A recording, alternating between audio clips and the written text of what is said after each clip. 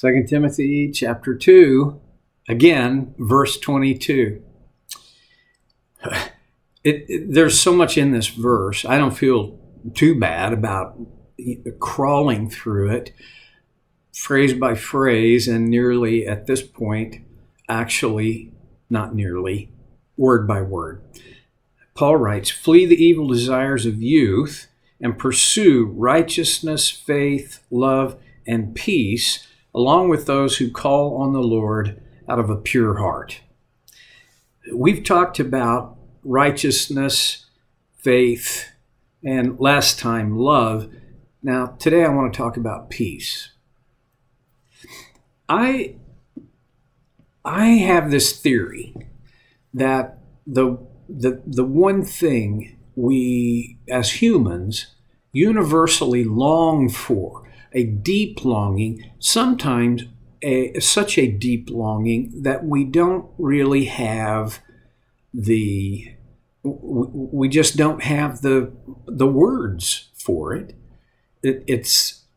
Have you ever do you know what I'm talking about? I don't even know how to put it in words, but there is this thing. I think that thing is peace. Even people who are violent, whose lives are kind of the antithesis to peace, on a deep level, I think they're after some kind of peace. Maybe peace with themselves. And there are even times when those people are that violent in nature because this is a response, or more likely a reaction, to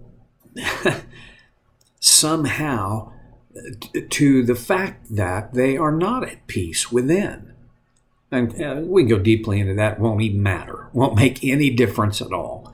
But let's think about just normal people like us.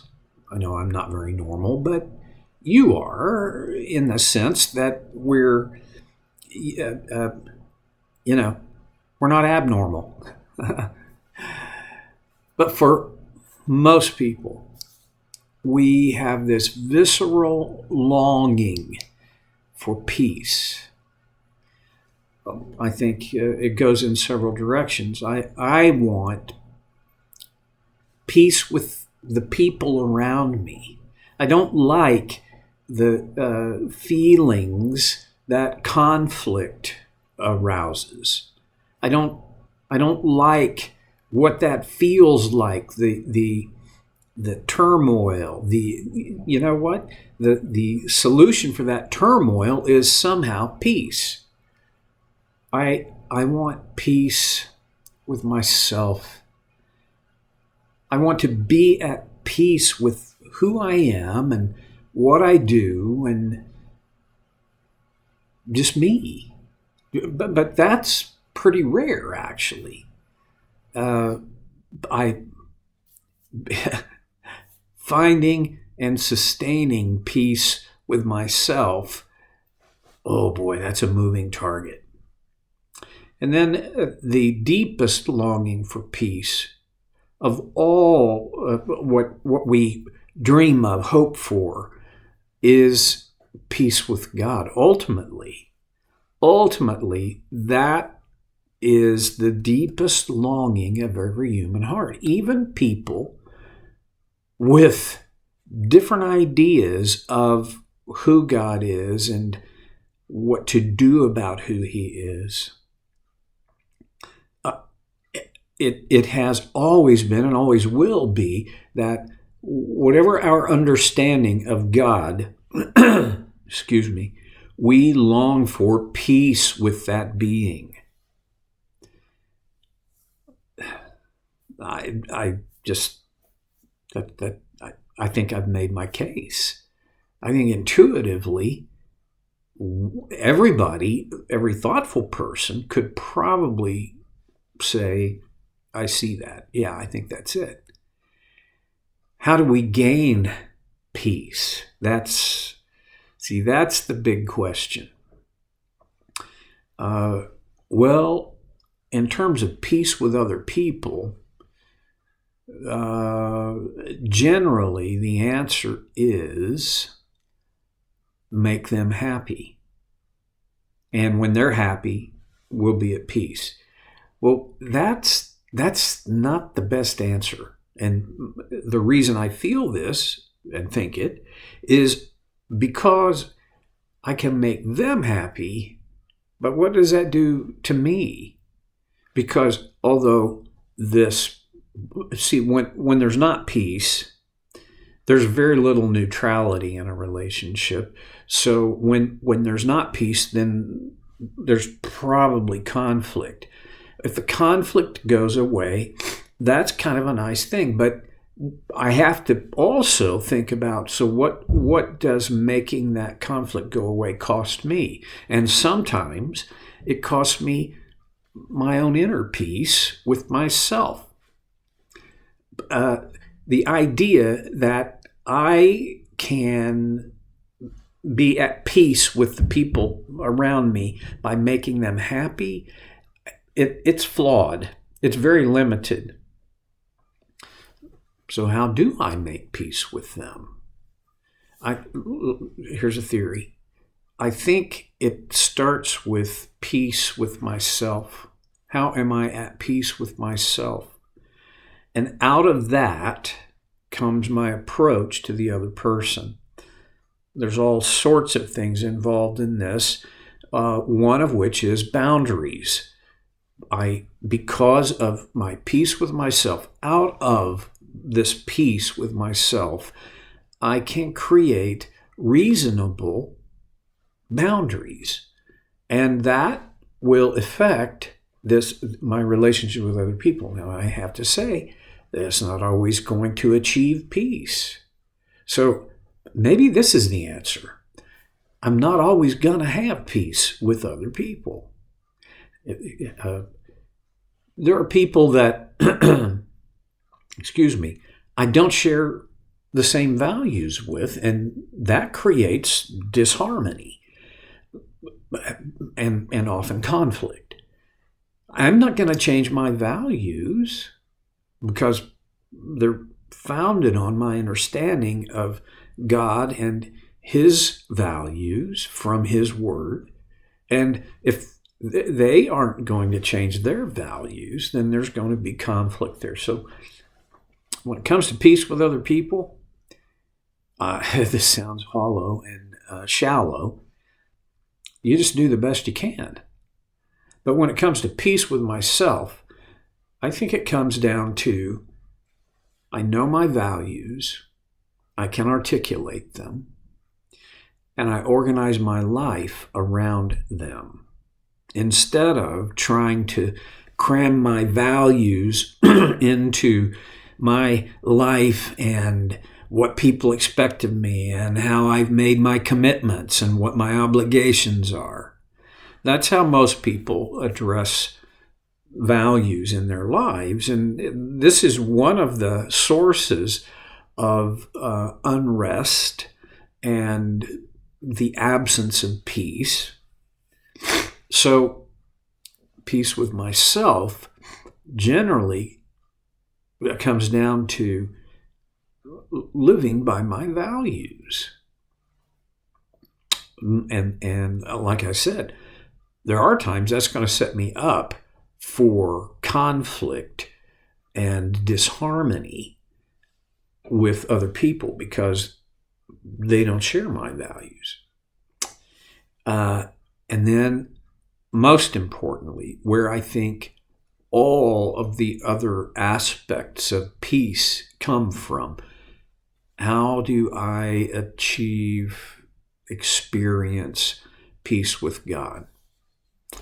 This, I believe, to be the most important question for a human being. Wow. And when we address that question, we have to also figure out the answer or some form of an answer to my second favorite counseling question. What does that look like? Let's step back. And first, let's think about, how do we gain peace with God? Well, that may be the wrong way to phrase the question, but I don't know the better way yet. Here's what I know about God's peace. God's peace is ours.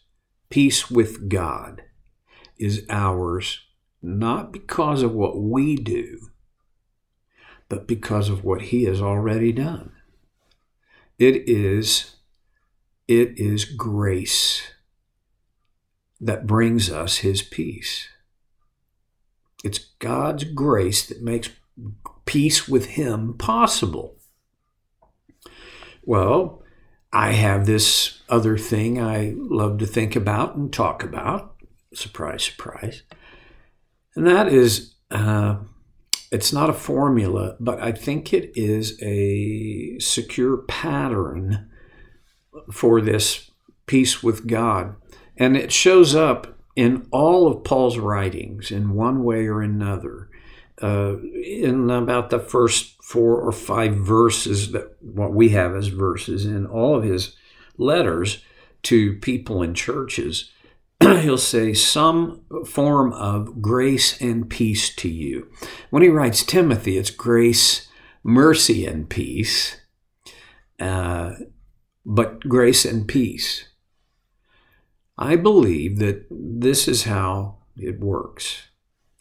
Whenever grace shows up, peace will follow.